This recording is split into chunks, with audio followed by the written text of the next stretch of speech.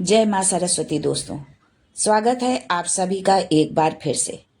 माँ सरस्वती आप व आपके परिवार पर अपनी कृपा दृष्टि सदा सर्वदा बनाए रखें, ज्ञान के भंडार भरे रखें। दोस्तों, हिंदू धर्म में किसी भी शुभ व मांगलिक कार्य की शुरुआत से पहले शुभ मुहूर्त का विचार किया जाता है, लेकिन हिंदू धर्म ग्रंथों में कुछ दिनों को अबूझ मुहूर्त के तौर पर देखा जाता है। यानी उस दिन बिना किसी मुहूर्त को देखे शुभ काम जैसे मुंडन संस्कार, भूमि भवन व वाहन की खरीदारी या गृह प्रवेश आदि किए जा सकते हैं। ऐसा ही खास दिन बसंत पंचमी का भी है।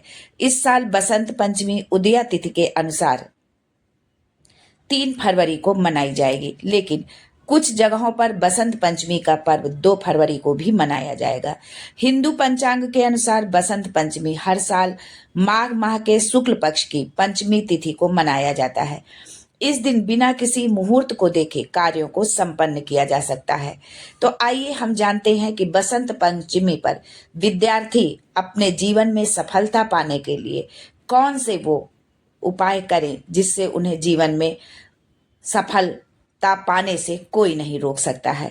लेकिन आगे बढ़ने से पहले आपसे रिक्वेस्ट करती हूँ कि वीडियो को लाइक करिएगा, दोस्तों को शेयर कर दीजिएगा, और अगर आपने अभी तक चैनल को सब्सक्राइब नहीं किया है तो चैनल को सब्सक्राइब करके बेल आइकन जरूर दबाइएगा। सरस्वती पूजा के दिन कई लोग अपने अपने तरीके से माता सरस्वती की पूजा आराधना करते हैं।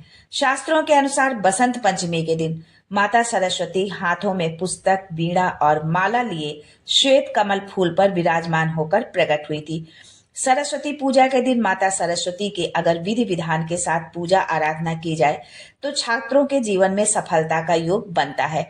वहीं कई ऐसे उपाय हैं जो आप सरस्वती पूजा के दिन करते हैं तो छात्रों के जीवन में बुद्धि बढ़ती है और सफलता भी मिलती है। तो चलिए जानते हैं कि वो उपाय कौन से हैं, लेकिन उससे पहले आपसे रिक्वेस्ट करती हूँ कि वीडियो को लाइक करिएगा, दोस्तों को शेयर कर दीजिएगा, और अगर आपने अभी तक चैनल को सब्सक्राइब नहीं किया है तो चैनल को सब्सक्राइब करके बेल आइकन जरूर दबाइएगा। दोस्तों, पौराणिक मान्यताओं के अनुसार ऋषि वाल्मीकि, वशिष्ठ, विश्वामित्र, शौनक तथा व्यास जैसे महान ऋषि भी देवी सरस्वती की साधना से कृतार्थ हुए थे। इतना ही नहीं, कवि कालिदास ने भी विद्या और बुद्धि की देवी माता सरस्वती की कृपा से ही यश और ख्याति प्राप्त की थी। स्टूडेंट्स को भी यदि विद्या, बुद्धि, वाणी और ज्ञान की प्राप्ति करना है तो बसंत पंचमी के दिन मां सरस्वती की आराधना और उपाय जरूर करना चाहिए, जिससे उन्हें माता सरस्वती की विशेष कृपा प्राप्त हो। प्राचीन काल में बसंत पंचमी के दिन से ही बालकों को शिक्षा देना प्रारंभ किया जाता था और ये परंपरा आज भी जीवित है। मान्यता अनुसार इस दिन से शिक्षा प्रारंभ करने से बालक जीवन में अपार सफलता और विद्या प्राप्त करता है। तो चलिए आपका ज्यादा समय न लेते हुए अब जानते हैं बसंत पंचमी पर किए जाने वाले विशेष उपाय कौन से हैं। और ये जो उपाय आज हम आपको बताएंगे ये विशेष के साथ अचूक भी हैं। इनको आप जरूर एक बार आजमाएं, और यदि आपको इसका रिजल्ट मिलता है तो आप कमेंट बॉक्स में जय मां सरस्वती जरूर लिखें। दोस्तों, पहला उपाय है कि देवी मां सरस्वती की कृपा पाने के लिए आप बसंत पंचमी पर प्रातः काल उठते ही हथेलियों के मध्य भाग के दर्शन करें और दर्शन करते हुए ये श्लोक बोले, कराग्रे वस्ते लक्ष्मी, कर मध्य सरस्वती, कर मूले तु गोविंदा, प्रभाते कर दर्शनम। इतना बोलकर माता सरस्वती से विद्या बुद्धि की कामना करते हुए उनसे प्रार्थना करें। और ये श्लोक जो है आप ये अपना नियम बसंत पंचमी से शुरू करें, और हर दिन आप उठकर बिस्तर से जब आप उठें तो सबसे पहले आप यही क्रिया करें। उसके पश्चात ही आप जमीन पर अपने पैर रखें। दूसरा उपाय है कि वाक सिद्धि के लिए बसंत पंचमी पर अपनी जिह्वा को तालू में लगाकर सरस्वती के बीज मंत्र येम का आप जाप करें, उसका उच्चारण करें। तीसरा उपाय है कि जो बच्चे मंद बुद्धि के हैं या जो बच्चे चाहते हैं कि उनकी बुद्धि बहुत कुशाग्र हो, तेज बुद्धि के हो, तो उन्हें जो है ब्राह्मी, मेधावटी, शंख पुष्पी देना आप आरंभ करें, और ये उनके लिए जो है बहुत ही लाभकारी सिद्ध होगा।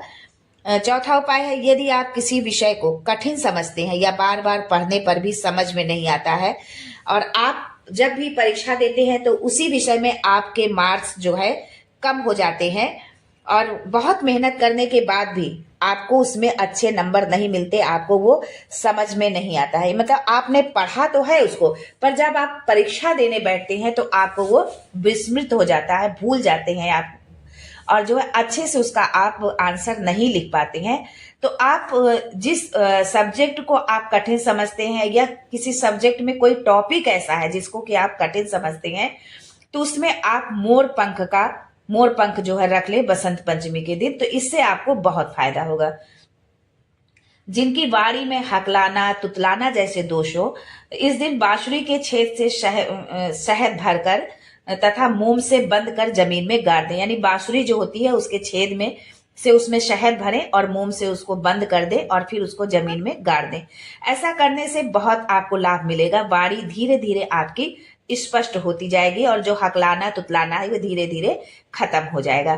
छठा उपाय है कि जिन छात्रों का पढ़ाई में मन नहीं लगता है, जिनके माता पिता परेशान है कि बच्चा हमारा पढ़ता ही नहीं है, मन ही नहीं लगाता है, तो उनके लिए ये उपाय है कि उन्हें बसंत पंचमी के दिन माँ सरस्वती को केसर या पीले चंदन का उनको तिलक लगाएं। माँ सरस्वती को पीले रंग के आप स्वयं भी पीले रंग के ही वस्त्र आप धारण करें, माँ सरस्वती की पूजा करें और पूजा स्थल पर किताब और कलम जो है आप अवश्य रखें। इस उपाय से ज्ञान, बुद्धि और विवेक का आशीर्वाद आपको प्राप्त होगा और धीरे धीरे आपका पढ़ाई में भी मन लगने लगेगा।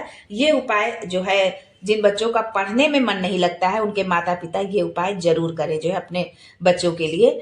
सातवां उपाय है कि यदि आपका बच्चा पढ़ाई से जी चुराता है तो बसंत पंचमी के दिन बच्चे के हाथ से माँ सरस्वती को पीले रंग के फल और फूल अर्पित करवाएं। देखिए कभी कभी क्या होता है कि बच्चा हमारा कुशाग्र बुद्धि का है, बहुत तेज है, बाकी सारी चीजें उसे बहुत जल्दी समझ में आती है, लेकिन वो जब पढ़ने की बात करते हैं तो उससे वो जी चुराने लगता है, अपना ध्यान नहीं देता और कोई ना कोई बहाने बनाता है। तो उनके लिए ये उपाय है।